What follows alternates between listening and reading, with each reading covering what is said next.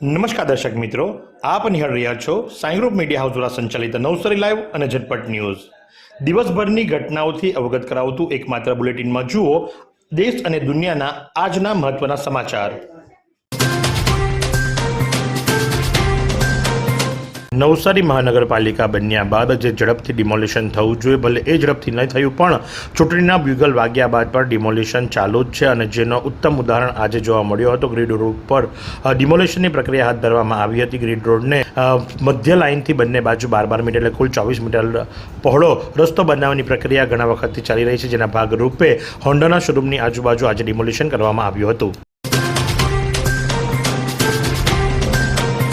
ભાજપ આદિવાસી મોરચાના પૂર્વ પ્રમુખ અરવિંદ ઘરાસિયાના પિતા નારાયણભાઈ કે જેઓ 103 વર્ષની ઉંમરે દેવલોક પામ્યા, એમની અનોખી અંતિમ યાત્રા કાઢવામાં આવી। ખેરગામ તાલુકાના જામનપાડા તળાવ ફળિયામાં રહેતા અને નવસારી જિલ્લા ભાજપ આદિવાસી મોરચાના પૂર્વ પ્રમુખ અરવિંદભાઈ ઘરાસિયાના પિતા સ્વર્ગસ્થ નારાયણભાઈ જેસલાભાઈ ઘરાસિયાનું 103 વર્ષની વયે નિધન થયું અને સમગ્ર પંથકમાં શોકની લાગણી પ્રસરી ગઈ। એક સદીથી વધુ આયુષ્ય ભોગવી વિદાય લેનાર નારાયણ બાપાની અંતિમ યાત્રાને શોકને બદલે તેમના દીર્ઘ સમૃદ્ધ જીવનના ઉત્સવ તરીકે મનાવવામાં આવ્યો હતો અને અનોખી અંતિમ યાત્રા કાઢવામાં આવી હતી। ખેરગામ મોચીવાડના આરાધ્ય હનુમાન દાદાના મંદિરે વિશાળ પાયે હનુમાન જન્મોત્સવની સામૂહિક ઉજવણી થઈ।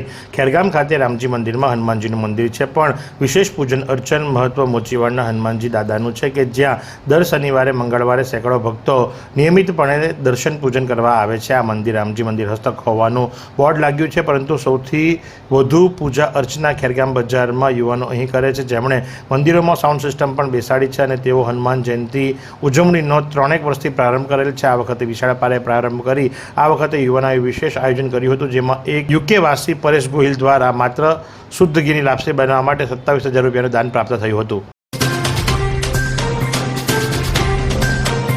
ખેરગામના યુવા કથાકારનો 100મો કથા મંગલ મહોત્સવનો કોસંબામાં મંગળ પ્રારંભ। આથી શ્રીમદ ભાગવત સપ્તાહ ખેરગામના યુવા કથાકાર પૂજ્ય જયભાઈ જોશી દ્વારા કથા યાત્રાની 100મી કથા શ્રીમદ ભાગવત સપ્તાહનો રણછોડરાયનું સુપ્રસિદ્ધ કોસંબા ખાતે શનિવાર તારીખ 5 એપ્રિલથી 11 એપ્રિલ સુધી દરરોજ રાત્રે 8 થી 11 દરમિયાન સંગીતમય રસપાન કરવામાં આવશે। પોથીયાત્રા 5/4/2026 રવિવારે સાંજે 6 કલાકે ઉદયભાઈ મનહરભાઈ ટંડેલા નિવાસ સ્થાન પ્રીતમનગરથી નીકળી રણછોડજી મંદિર થઈ કથા સ્થળ પ્રીતમનગર ગ્રાઉન્ડ ઉપર પહોંચશે।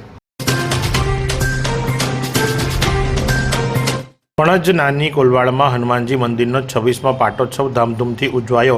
ખેરગામ તાલુકાના પણજ નાની કોલવાડના હનુમાનજી મંદિરે 26મો પાટોત્સવ અને હનુમાન જન્મોત્સવ ગુરુવારે ધામધૂમથી ભક્તિભાવથી ઉજવાયો।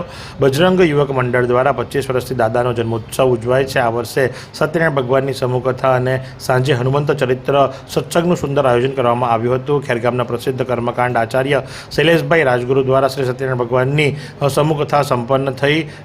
યુવાન વક્તા માક્ષિતભાઈ રાજ્યગુરુએ સાંજે હનુમાન ચરિત્ર સુરતાલમાં વર્ણવ્યું હતું। આજના હવામાનની વાત કરવામાં આવે તો આજનું મહત્તમ તાપમાન 35 ડિગ્રી સેન્ટીગ્રેડ અને લઘુત્તમ તાપમાન 20 ડિગ્રી સેન્ટીગ્રેડ નોંધાયું હતું। સવાર દરમિયાન 95% ભેજ અને સાંજ દરમિયાન 45% ભેજ હવામાં રહેવા પામ્યો હતો। પવનની ગતિ 3.7 કિલોમીટર પ્રતિ કલાકની ઝડપથી ફૂંકાયો હતો અને પવનની દિશા સાઉથથી વેસ્ટ તરફની હતી।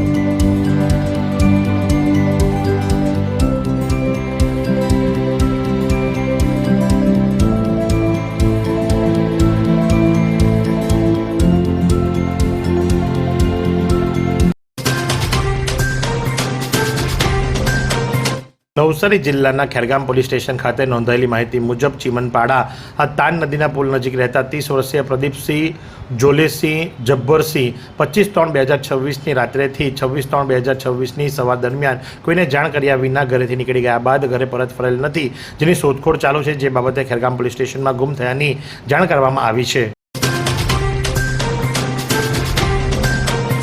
તાલુકા જિલ્લા પંચાયતની 18 બેઠકોની ચૂંટણી માટે ખેરગામમાં પ્રથમ સભા યોજાઈ. 26 એપ્રિલે થનાર સ્થાનિક સ્વરાજ્યની ચૂંટણીના મતદાન માટે ખેરગામ તાલુકા સેવા સદન પૂર્વ તૈયારીમાં મંડી પડ્યું છે. નવસારી જિલ્લા પંચાયતના હિસાબી અધિકારી મનીષ પટેલને ખેરગામ તાલુકાના ચૂંટણી અધિકારી તરીકેની ફરજ સોંપાઈ છે, જેમણે 3જી તારીખે ચૂંટણી કામગીરીના વિવિધ 9 વિભાગો માટે અધિકારી કર્મચારીઓની નિમણૂકનો હુકમ કર્યો છે અને તે તમામને સાંજે 4 વાગે ખેરગામ સેવા સદન સભાખંડમાં ભેગા કરી મામલતદાર વિજય પટેલ અને નવનિયુક્ત તાલુકા વિકાસ અધિકારી અરુણ નાયક સાથે તમામની બેઠક યોજીને ચર્ચા વિચારણા કરી હતી. નવા આગંતુક અરુણ નાયકે ખેરગામ તાલુકા વિકાસ અધિકારીનો હવાલો સંભાળ્યો. મહેસાણા જિલ્લા પંચાયતમાં ચીટનીસ તરીકે ફરજ બજાવતા અરુણ રામલાલ નાયકની ખેરગામ તાલુકાના વિકાસ અધિકારી તરીકે બદલી થતાં 3જી એપ્રિલે તેમણે હવાલો સંભાળ્યો છે અને સાંજના ચૂંટણી અધિકારીની પ્રથમ બેઠકમાં હાજરી આપી હતી. શનિવારે ખેરગામ તાલુકા પંચાયત અધિકારી કર્મચારીઓ તથા 22 ગામના તલાટી કમ મંત્રી અને અન્ય પંચાયતી કર્મીઓ સાથે ખાસ સભા ભરી સૌને સાથે પરિચય કેળવ્યો હતો. નાયબ તાલુકા વિકાસ અધિકારી જીતેન્દ્ર પટેલ, તલાટી મંત્રી ભરતસિંહ પરમાર, ખેરગામ અને વગેરે અરુણભાઈનું સ્વાગત કરી શુભકામનાઓ પાઠવી હતી. મનરેગાના શ્રમિકો સાથે ધારાસભ્ય અનંત પટેલની ન્યાયસભા. ભાજપ શ્રમિકોનું શોષણ કરે છે, શ્રમિકોનું વેતન સમયસર ચૂકવવું જોઈએ, શબ્દો ઉચ્ચાર્યા અનંત પટેલે. વાંસદા તાલુકા કોંગ્રેસ સમિતિ દ્વારા વાંસદા ચીખલીના ધારાસભ્ય અનંત પટેલની આગેવાનીમાં મનરેગા એટલે કે જી રામજી યોજનાના શ્રમિકોને ન્યાય આપવા ન્યાય સભાનું વાંસદા ખાતે આયોજન કરવામાં આવ્યું હતું. સ્થાનિક સ્વરાજ્યની ચૂંટણીના બ્યુગલ વાગી ચૂક્યા છે, ત્યારે વાંસદા તાલુકાના મનરેગા એટલે કે જી રામજીના શ્રમિક કામદારોને છેલ્લા 3 મહિનાથી વેતન મળ્યું ન હોવાથી તેમજ રોજગાર સેવકો, ટેકનિકલ તથા અન્ય સ્ટાફના કર્મચારીઓનો પગાર પણ 3 મહિનાથી મળ્યો નથી અને તેઓને ન્યાય અપાવવા માટે ન્યાય સભાનું આયોજન કરવામાં આવ્યું હતું. સ્થાનિક સ્વરાજ્યની ચૂંટણી આગામી 26 એપ્રિલે યોજાનાર છે, જેના લીધે પહેલેથી આચારસંહિતા લાગુ પડતા ખેરગામ પોસ્ટ ઓફિસ સામેના મોટા હોર્ડિંગ્સ પરથી સરકારી જાહેરાત દૂર કરવામાં આવી છે. બિલ્લીમોરા ગણદેવી ખાતે પણ બેનરો દૂર કરવામાં આવ્યા હતા.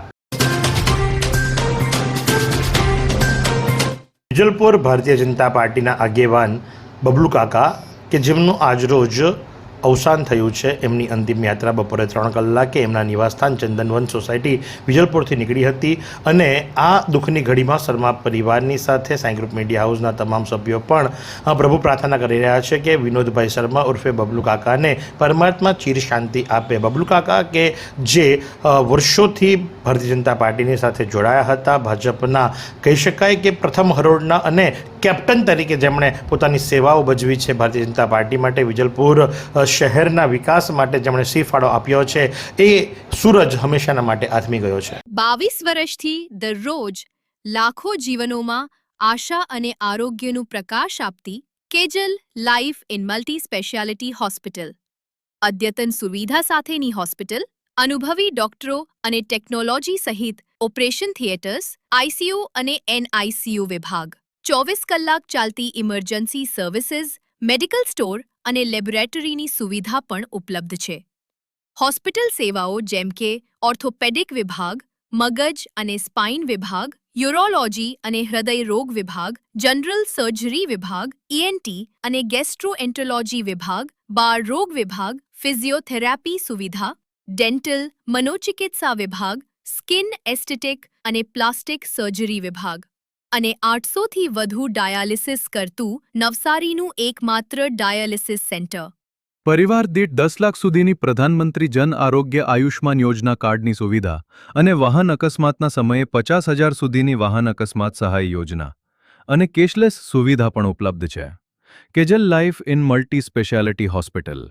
તમારું સ્વાસ્થ્ય અમારું ધ્યેય.